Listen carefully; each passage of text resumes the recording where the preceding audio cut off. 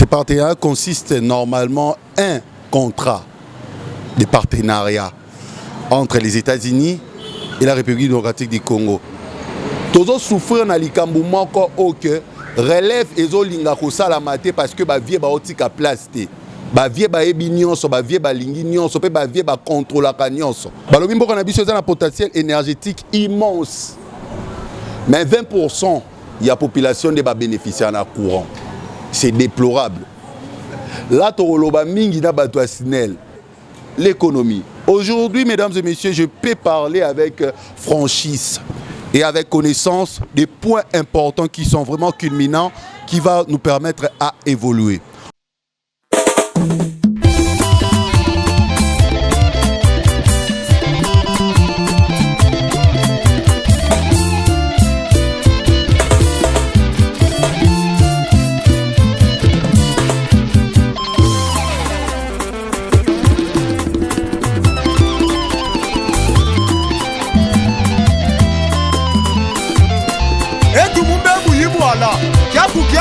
Kiangana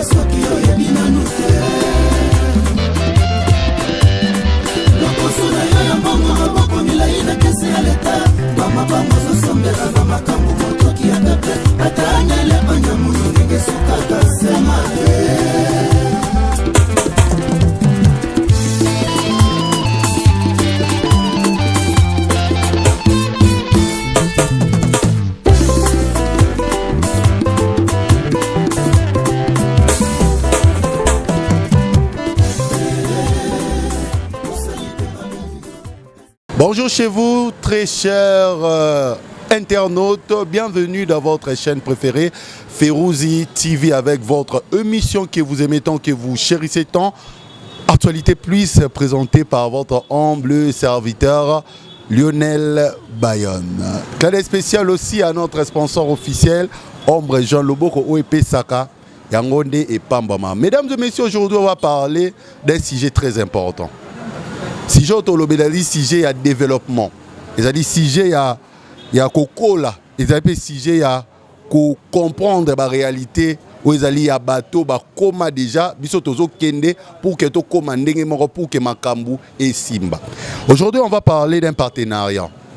Ce partenariat consiste justement pour n'amboka na biso évoluer et à la perfectionner dans le domaine où ils ont aspiré pour que lobby, jeunesse et la paix sauver.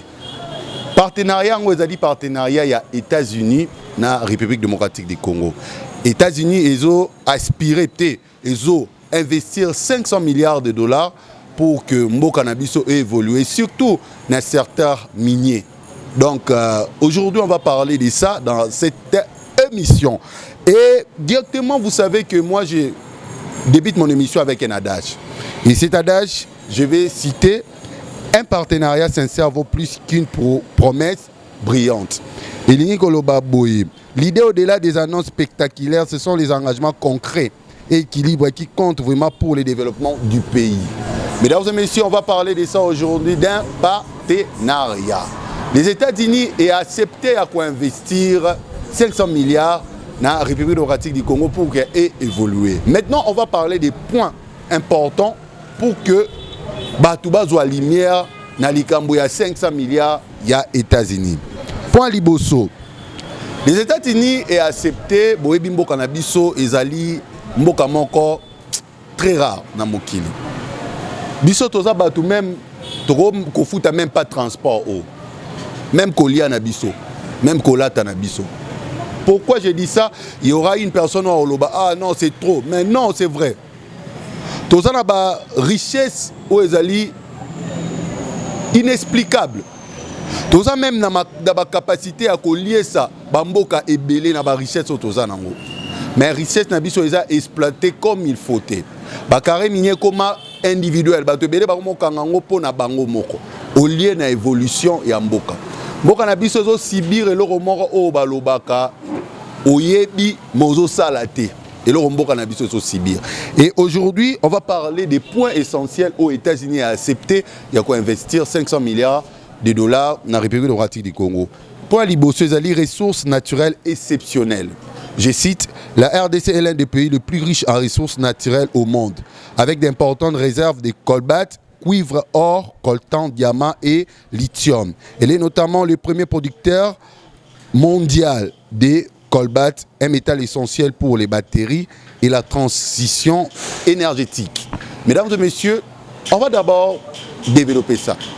Mboka na biso ezo produire ba richesse on atangi. Mais batu ba le la kanzala.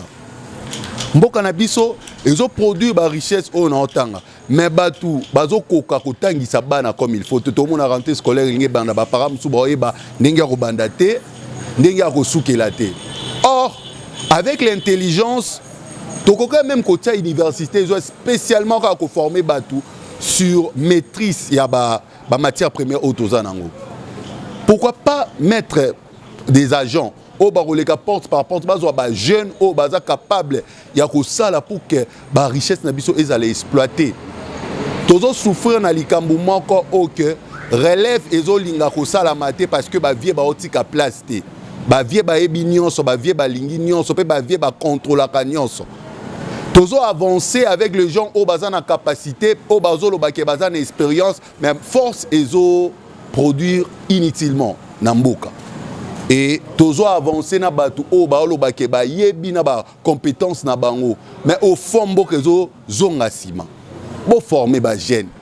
Les États-Unis ça eza capable de lobby que va fournir quelque chose pour la République démocratique du Congo. Est-ce et Kozalaka pour la République démocratique du Congo ou soit intérêt à partager. Et vous le savez que avec un blanc et des carbone, il faut toujours intérêt à la partager. Mais maintenant, moi, j'aimerais que Bisso Bajen to bénéficier de 500 milliards de dollars et Kabouamana ba pocheté. Mais ezala et sunga Bisso pour que to évolue. Ba jeune baza atteindre la capacité à maîtriser nini ba or izalaka nini ba diamant izalaka nini baza ezaka ba oya province était même ba ko ya kin baza na capacité ya ko comprendre pe ya ko évoluer na makambu oyo eza na mboka na biso, c'est-à-dire ba richesse oyo eza na mboka na biso. Colbait biso to ka colbait oko tout na plus d'1 million de jeunes ba mona da colbait au moins ba mona na bango ngote ba mona ngote et c'est malheureux dans mboka na biso bo sunga ba jeune ba comprendre ba ressources naturelles o eza na mboka na bango, c'est important bo tangisa même soki bokoki ko tangisa ba jeune biso toza ba journaliste tozo loba pour que esunga ba jeune ba évoluer. Jeunesse mboka na biso za distrait parce que ba lakisi ba ma bina ke colbat. Jeunesse mboka na biso za distrait parce que ba lakisi bango ko sekisa ke. Or mais ce qui balakisi ba jeune na biso ba point oza important au monde que mboka éco évoluer. Mesdames et messieurs, je cite deuxième point na biso ezali directement je parle potentiel énergétique immense. Le pays dispose d'un potentiel hydroélectrique estimé à 100 000 watts, principalement grâce au fleuve Congo. Des projets comme Inga 3 et des initiatives solaires décentralisées telles que l'entreprise Nourou vise à améliorer l'accès à l'électricité, allais-je dire, actuellement limité à environ 20% de la population. Mesdames et messieurs, on va parler aussi de l'électricité. Balobimbo Cannabis a un potentiel énergétique immense. Mais 20% de la population ne va bénéficier en courant. C'est déplorable. Là, tu as mingi na bato a Sinel. Sinel les a caractère qu'on soit facture ya courant. Sinel les a payé pour aider bato bazo courant partout. 20% de la population est de l'autre côté. Ils n'ont même pas la moitié. Tout ça a un potentiel énergétique à Makassi. Et les États-Unis vont investir 500 milliards pour ça. Pour que aider biso. Ceux qui battent Liban va aider biso, ceux qui biso to valoir de l'autre côté. Tous un potentiel énergétique immense. Alors pourquoi ça nous aide pas à avancer? Pourquoi? Et c'est ça des questions les ali pertinentes. Oh nazotuna na ba imboka. Est-ce que c'est important vraiment mboka na biso tozanga courant? Est-ce que c'est important tozanga courant constamment? Les États-Unis ont compris que mboka o eza na BRR, mboka o peut te bénéficier. To linga teza la lokola colonie belge. O bazo aider mais bazo boma, bazo yiba non. Mais to linga la partenariat aux alliés sincères. 500 milliards c'est pas payé. 500 milliards c'est pas 500 millions. S'il vous plaît, bo aider biso surtout na likamba potentiel énergétique. Balobeza immense dans le pays démocratique du Congo. Chers messieurs, chères autorités, s'il vous plaît, bon aider biso to évoluer. C'est tout bota maël mingi ndé na jeunesse. Ba fi bazo twerker trop na TikTok. Ata 10% ya ba fi té o baza na capacité à maîtriser ba ressources naturelles autozanango. Est-ce c'est important? Pourquoi bolingi bo créer mboka mo ya ba abrutissement kaka? Pourquoi bolingi bo créer mboka mo ya bato bazo réfléchir makasité? O bazo servir cerveau na bango pona ko évoluer té mais bazo servir cerveau na bango pona ko bina. S'il vous plaît, chère autorité, bo aider République démocratique du Congo et évoluer. Bo miser trop na jeunesse. Quand je parle de la jeunesse, je parle pas seulement des garçons. Je parle aussi des filles. C'est important. Bo sunga biso to évoluer. Donc il y a un troisième point où les alliés agriculture et agro-industrie avec plus de 80 millions d'hectares de terres arables dont seulement 10% sont exploités. La République démocratique du Congo offre un potentiel considérable pour l'agriculture et l'agro-industrie. Le gouvernement encourage les investissements dans ces secteurs pour assurer la sécurité alimentaire et stimuler l'économie. Aujourd'hui, mesdames et messieurs, je peux parler avec franchise et avec connaissance des points importants qui sont vraiment culminants, qui vont nous permettre à évoluer. On va parler aujourd'hui surtout de l'agriculture. Je ne vais pas parler seulement de l'agriculture parce qu'il y a beaucoup de Congolais qui ont appelé agriculture pété. Nous avons bien pété pour nous ça comprendre. Bilanga. Bilanga. Tozali na 80 millions d'hectares, mesdames et messieurs. Oyo, ils sont non exploités. La terre arabe, ils sont vraiment inexploitée. Pourquoi? Parce que tous la mine na mambu oyo tozo mona yango des important. Ba fie belé baza trop sur TikTok ba otala ba influencer ou ba influencer na absolument rien du tout. Au lieu batala makambu o eza ko aider mboka o pour évoluer. Et là au lieu etala makambu oyo et ko faire évoluer mboka. Mesdames et messieurs, toza na bilanga ebele na mboka na biso. Ba terre, ba hectare eza ebele. Ba jeune bokangana. Ba jeune garçon na ba jeune fille. Osala bilanga ezaka musala soni te. Et tikala pe jamais kozala musala soni. Kaka biso ande to mona ngo soni pe to mona ngo passe. Tu préfères aller chercher le travail pas indien ou à faire soufakayo constamment que ya kosala bilanga na omoko. C'est trop. Tokanga mingi na Kisasa biso nyonso tolingi Kisasa. Banani ba osala bilanga. Banani bazo songer na bilanga 80 millions d'hectares non exploités. Et c'est extraordinaire dans la République démocratique du Congo. Et les États-Unis comprennent en gros. Sûrement, là, ça dépend que de moi. Les États-Unis comprennent que la République démocratique du Congo a un potentiel, mais basé inconscient. Les États-Unis d'Amérique comprennent que la République démocratique du Congo a une capacité, mais basé négligent. Yango ana et intervenir. S'il vous plaît, ba autorité bo sunga ba jeune. Moi je demanderais même dans ba autorité bo kangata ba réseaux sociaux juste pour na un mois bo aider ba jeune ba comprendre l'importance ya mboka na biso. Ba comprendre que chômage o eza biso morone mutu ba jeune to lingiango. Eza l'état té parce que 80 millions d'hectares non exploités, eza l'état té mutu apexi ba ba qui no exploitango. Non. Eza biso moko. S'il vous plaît vraiment na ba autorité, bo faire comprendre mboka ba jeune importance ya mboka na bango na mabele na bango ba jeune baza focaliser mingi na makambo oyo ekosunga bango te basomba mapangu lobi surtout ba jeune na 21e siècle ebele ba somba mapangu te Pendant ensemble il faut que ta politique kaka, mais c'est faux et archi faux. Déjà na hectare okoko somba mapangu. Ebele bazo tala ngote ba mona ngombilang biloko soni mais ba préférer ya ko ça n'importe quoi na ba Dubaï, ba préférer ya ko ça n'importe quoi na ba tata mikolo. Pourquoi? Parce que ba est bien importance ya mboka na bango te. Bozo la ki ça Congolais importance ya République démocratique du Congo te. Bah oui, 80 millions d'hectares non exploités bande konangai. Mais américain faut faire comprendre biso yango. Ba autorité misala bino nini. C'est bon, ya kosala ba œuvre de bo sala mais bon là qui ça importance ya mboka. Toza na ressources naturelles moko o ezali extraordinaire. Toza na sur le plan énergétique toza makasi. Mais batou na Sinel bazo donc Sinel les autres produire 20% ya courant. Mesdames et messieurs. Tokiti di sousou. Pour aider ba jeunes 80 millions d'hectares eza ebele makasi. Chère autorité, bosunga ba jeunes, s'il vous plaît.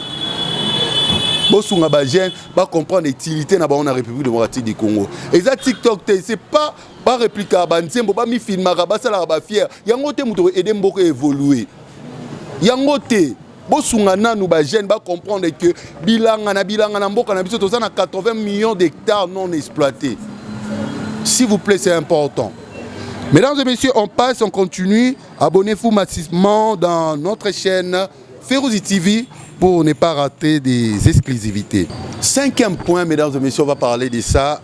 Vous s'abonnez massivement pour vous manquer d'exclusivité dans la chaîne Abino Ferouzi TV. Population jeune et dynamique. Environ 60% de la population congolaise basée à moins de 25 ans. Et bazo représenté main-d'œuvre abondante et adaptable. Cette jeunesse constitue un atout majeur pour les entreprises cherchant à s'implanter et à développer en RDC. Mesdames et messieurs, je vais parler pour la jeune, pour chiter et pour conclure cette émission. Jeune ezanga, jeune ezayo. Jeune est important parce que dans le cycle de la vie, jeune apporte la force pour l'évolution ya mboka. Lelo, ce qui est important si ya ba jeune ezomo nanate, eza parce que encadrement eza pe makasité. Yo za jeune, nga za jeune, apport na biso na mboka eza nini. Oui, aujourd'hui, relève ezo salamate. On accepte que relève ezo salamate. Mais biso pe ba jeune tokoko provoquer relève ango na makasi. Pourquoi? Parce que on a le temps de démontrer nos capacités. Natangi a en émission, balobi 80 millions d'hectares non exploités. Natangi a ou na ba description nangai, balobi que énergie au Sinel l'épée sera biso inga 3 et tout comme ça, au bénéficier on a 20%.